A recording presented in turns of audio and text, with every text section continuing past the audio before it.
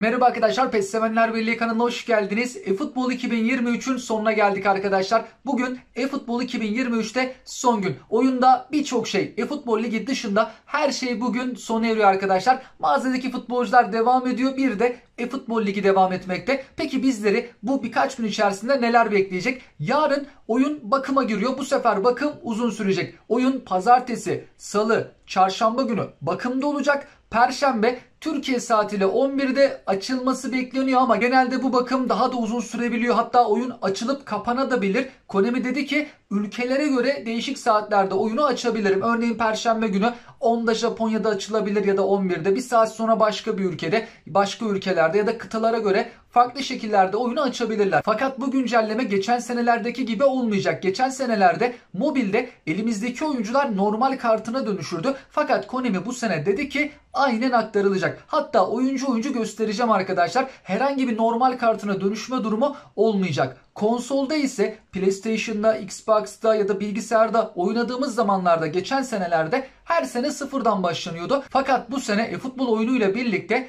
konsolda da, PlayStation'da, Xbox'ta ya da bilgisayarda da yine hesaplarımızdaki oyuncular aktarılacak. eFootball Lig'de hangi klasmandaysak yine aynen devam edeceğiz. eFootball Ligi'nin arasına bu 3 günlük 4 günlük bakımda girmiş olacak.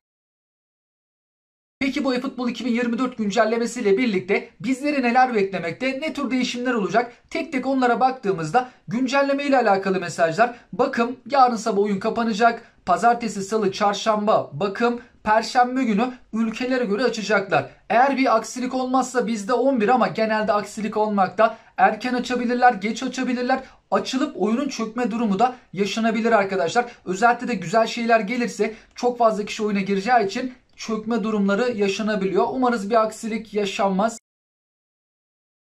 Güncelleme ile alakalı da Konami hediye vereceğini geçtiğimiz günlerde açıklamıştı. Fakat ben bir şeye dikkat etmedim arkadaşlar. Şimdi ben tarihleri özellikle çerçeve içerisine aldım. Konami diyor ki güncelleme işlemini gerçekleştirenlere bir tane top açma hakkı vereceğim. 7 Eylül Perşembe gününden itibaren 14 Eylül'e kadar süremiz var. Yani Perşembe günü eFootball 2024 çıktı. Bir hafta içerisinde güncellemeyi ne zaman yaparsak yapalım bir tane ücretsiz top açma hakkı verecekmiş. Normalde bu ücretsiz top açma hakkını o haftaki Epic paketten verirdi. 150 oyuncu içerisinden bir tane top açma hakkı olurdu ve genelde 3 yıldızlı futbolcu çıkarırdık. Fakat burada şöyle bir durum var arkadaşlar.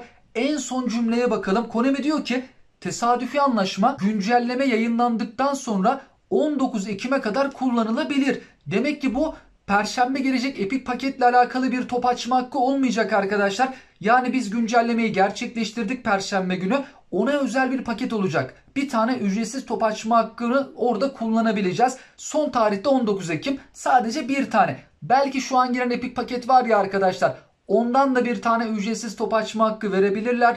Ya da bambaşka bir pakette olabilir. Merak ediyorum bu güncelleme hediyesi nasıl bir şey olacak? Daha önceki güncelleme hediyelerinden az da olsa bir farkı bulunmakta. Peki bu güncelleme ile alakalı elimizdeki oyunculara ne olacak? Konami bununla alakalı geçtiğimiz aylarda açıklama yapmıştı. Öncelikle Konami demişti ki 13 Temmuz'dan sonra kimleri aldıysanız onlar aynen taşınacak. Top açılımı olur, marketten oyuncu alışverişi falan olur. Onlarda herhangi bir değişiklik yok. Aynen aktarılıyor. Fakat 13 Temmuz'dan önce futbolu bırakan, çok erken zamanda bırakan isimler var. Konami'nin anlaşmalı olmadığı takıma gidenler olabilir. Bazı kulüplerle Konami'nin anlaşması falan sona ermişti. Az da olsa bazı oyuncular elimizden silinebilir. Belki de oyuncular hiç elinizde olmayabilir arkadaşlar. Yani çok fazla etkilenmeyeceğiz bu durumdan. İlk olarak oyuncuların bir kart türlerini göstermek istiyorum arkadaşlar. Çünkü Konami İngilizce ismini de kullanabilmekte. Mesela Showtime futbolcular göze çarpan olarak geçiyor. İngilizce karşılığı da Highlight kart. Yani Konami Highlight kart dediğinde mesela aklımıza Showtime gelebilir. Trend kart dediğinde Player of the Week ya da ayın futbolcuları. Bunlar maksimum seviyede gelmekte. Adaylı sözleşmeyle mesela Japon tarafı var ya arkadaşlar. Onlar da trend kart olarak geçiyor.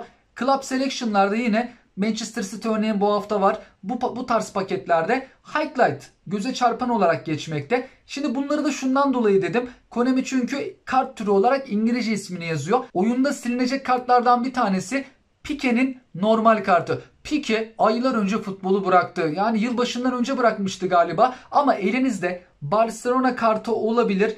Player of the Week'ten çıkarmış olabilirsiniz. Barcelona paketini almış olabilirsiniz. Onlar aktarılıyor. Eğer sözleşme süreleri dolmadıysa kullanabilirsiniz. Fakat elinizde Piqué'nin normal kartı varsa emekliye de çok erken ayrıldığı için silinecek. Onun yerine GP, eğer harcandıysa DP verecek. Bu güncellemede aslında elimizdeki her şey aynen aktarılacak. Örnek olarak Felix sene başında Atletico Madrid'deydi. Sonra arada Chelsea'ye gitti. Şimdi Atletico Madrid'e geri döndü. Barcelona'ya transfer olması gündemdeydi. Son durum ne, ben de takip edemedim ama Ansu Fati'yi Brighton'a kiralamıştı Barcelona. Yerine Felix'i belki dahil edebilir. Diyelim elimizde Felix'in Atletico Madrid kartı olabilir. Chelsea takımı kartı olabilir. Bunlar aynen aktarılıyor arkadaşlar. Adam bu sezon Barcelona'da oynayacak. Bizde Chelsea kartı varsa İngiltere Ligi etkinliklerinde falan kullanabileceğiz. Konami diyor ki Chelsea kartı olarak, Atletico Madrid kartı olarak aktarılacak. Bir de Barcelona kartını çıkarırsak biz bu adamın 3 farklı kulübe ait belki elimizde kartı bulunabilir. Bu da ilginç oldu ama Konami aktarılacak diyor. Felix'e benzeyen bir durum Gakpo'da da var. Sene başında PSV'deydi. PSV kartı belki elimizde olabilir. Adaylı sözleşmeden almış olabiliriz. Liverpool kartı olabilir, milli takım kartı olabilir. Aynen aktarılacak dedi Konami. Hiçbir silinme durumu olmayacak arkadaşlar. Mesela Benzema Arabistan'a gitti. Bu arada yani bu transferlerden sonra oturdum Arap Ligi maçları izliyorum arkadaşlar. Şimdi ben çok maç izleyen biri olduğum için de YouTube'da da hep ana sayfamda görüyorum. El İttihat, El Hilal maçı özellikle efsaneydi. İzlemediyseniz öneririm. Bol pozisyonlu. Bir de güzel maçlar oluyor. El Nasır, El İttihat, El Hilal. Genelde izlediğim maçlar benim bunların maçı. Bu 3 takımın maçlarını ayrı bir gözle izliyorum. Çünkü yıldızlar bu takımda oynamakta. Benzema'da arkadaşlar, elimizde Benzema'nın kartları varsa hiçbir şey olmayacak. Real Madrid kartları da eFootball 2024'e aktarılacak. Cristiano Ronaldo sene başında Manchester United'daydı. Elimizde belki United kartı olabilir. Portekiz milli takımı kartı olabilir. Ya da normal kartı. Aynen aktarılıyor dedi Konami. Peki kimler silinecek? Mesela Marco Reus. Çok eskiden geldi ama çok kısa durdu. Tekrardan kaldırıldı. Belki o arada almış olan arkadaşlarımız olabilir. Marco Reus kesinlikle silinecek. Normal kartı elinizde varsa arkadaşlar Konami silecek. Az önce değindiğimiz gibi Piqué'nin normal kartı silinse de arkadaşlar her emekliye ayrılan futbolcuyu Konami silmeyecek. Yaz aylarında ligin bitmesiyle birlikte emekliye ayrılan futbolcuların kartları devam ediyor. Çok ilginç bir durum. Yani şu an futbola veda etmiş isimler ama elimizde kartları varsa bu futbolcuların eFootball 2024'te kullanabileceğiz. Mesela Hamşik ülkemizden Trabzonspor'da forma giydi. Normal kartı ya da trend kartı elinizde varsa, Player of the Week'e gelmişti kendisi. Aynen aktarılıyor. Herhangi bir silinme yok. Zlatan İbrahimovic elimizde olabilir. Normal kartı, öne çıkan kartı, göze çarpan kartı, herhangi bir şekilde renkli kartı da elimizde olabilir. Normal kartı da. Konami diyor ki aynen aktarılacak. Yani burası biraz tuhaf oldu. Bu isimler emekliye ayrıldığı için belki de silinebilirdi. Ama sanki efsane futbolcu gibi emekliye ayrılsalar da oyunda elimizde kartları varsa bir süre daha kullanmaya devam edebileceğiz. Ve bazı önemli futbolcularla alakalı da bilgi vermem gerekirse, Alman takımları içerisinde Konami'nin 3 kulüple anlaşması vardı. Bayern Münih, Leverkusen, Wolfsburg. Fakat Leverkusen ve Wolfsburg takımının futbolcuları marketten kaldırıldı. Şu an alamıyoruz. Konami oradaki bazı futbolcuların da normal kartını kaldırıyor arkadaşlar. Elinizde varsa normal kartı silinecek. Mesela Wirtz'in normal kartı elimizde varsa aktarılmayacak. Ama renkli kartı varsa aktarılıyor. Çünkü Wirtz'in, Diaby'nin, Frimpong'un oyunda yüksek seviyeli kartları vardı. Belki çıkarmış olabilirsiniz. Aynen aktarılıyor. Ama normal kartlarla alakalı Frimpong'la alakalı aktarılıyor diyor. Diaby'de ve Wirtz'e aktarılıyor denmemekte. Yani onların normal kartı silinebilir. Renkli kartlarında herhangi bir sıkıntı yaşanmayacak. Aslında elimizdeki çoğu şey aktarılıyor arkadaşlar. Silineceklerin sayısı o kadar az ki bir de normal kartına da dönüşmeyecek. Geçen senelerde normal kartına dönüşürlerdi futbolcular.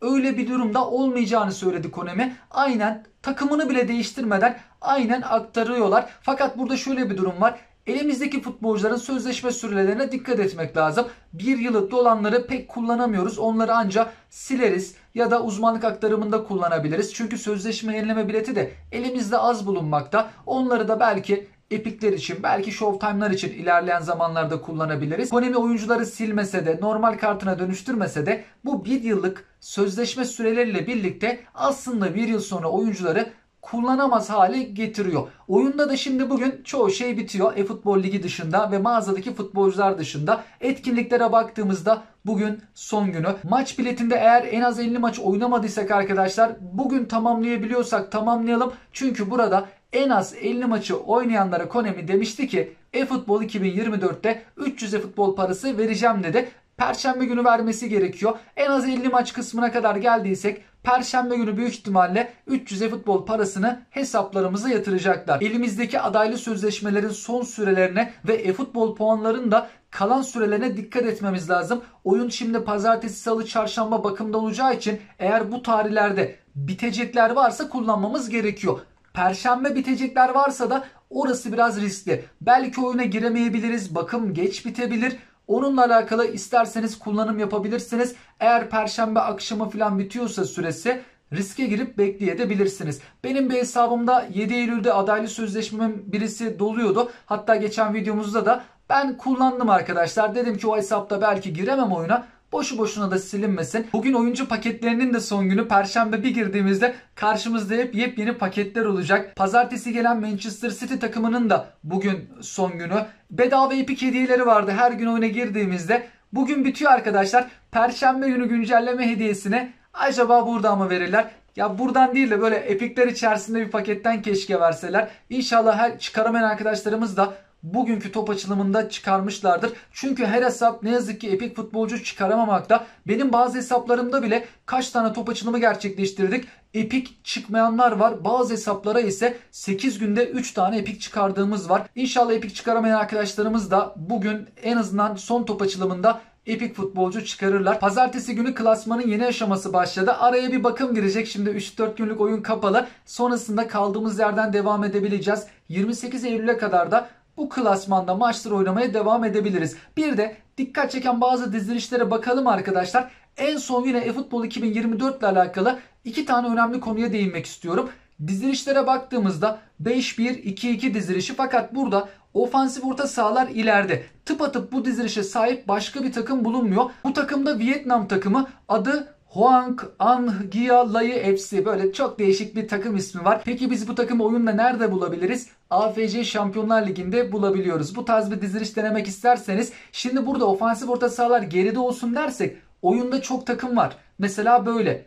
Örnek olarak İspanya Ligi'nden Vigo AB takımı. Ama ofansif orta sahalar ileride olsun dersek o zaman tek takım. O da AFC Şampiyonlar Ligi'ndeki bu Vietnam takımı. Bu dizilişten çok var oyunda. 3-1-4-2 dizilişine de baktığımızda soldaki ve sağdaki arasındaki farklara bakalım arkadaşlar. Sağ tarafta ofansif orta sahalar biraz daha geriye gelmekte. O ortadaki beşli, sağ tarafta Japonya'da Tochigi takımının dizilişi birbirine yakın. Sol tarafta ise ofansif orta sahalar ileride. Takımın adı da Renofa Yamaguchi ismindeki takımımız. Japon 2. liginde yer alıyor olması lazım bu takımlarımız. Soldakinde ofansif orta sahalar ileride. Oyunda da var bu diziliş ama oyundakinde kanatlar da ileride. Burada kanatlar biraz daha geride. Geçen hafta gelen bu dizilişimiz bu hafta da devam ediyor. Japon 2. ligindeki Roasu Kumamoto takımının dizilişi. Kanat, açık, ofansif orta saha, santrafor ve geride 3 stoperli dizilişimiz.